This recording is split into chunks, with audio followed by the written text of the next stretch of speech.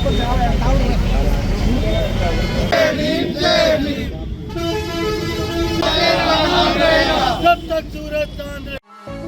हो या सगाई, मेहंदी हो या बारात, इस बार रानी जैसा होगा आपका श्रृंगार तनिष्क नवरानी कलेक्शन के साथ। विजिट तनिष्क शोरूम, वैशाली नगर, मेन रोड, अजमेर।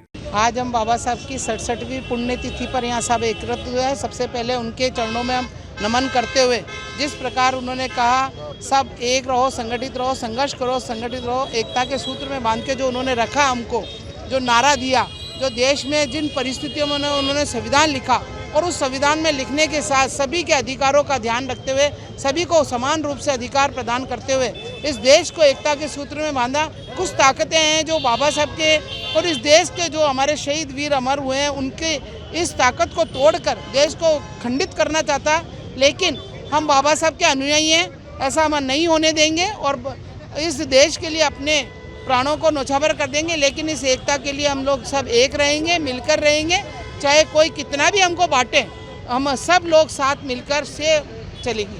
यही हम बाबा साहब को उनके चरणों में श्रद्धा सुमन अर्पित करें। भारत रत्न से सम्मानित संविधान के रचयिता डॉक्टर भीमराव अंबेडकर साहब जी की पुण्यतिथि पर अजमेर शहर जिला कांग्रेस कमेटी की ओर से उन्हें शत नमन, शत वंदन।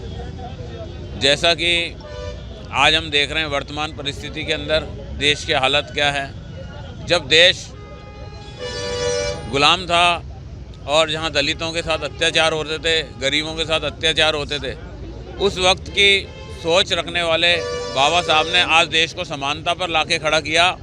आज सभी वर्ग और सभी समाज मिलजुल कर भाईचारे के साथ रह रहे हैं और देश की तरक्की उन्नति में अगर सहयोग दिया है तो बाबा साहब का योगदान है कि आज हम सब मिलकर एक दूसरे के त्यौहार मनाते हैं, एक दूसरे के साथ भाईचारे से रहते हैं और सबको समान अधिकार मिला है।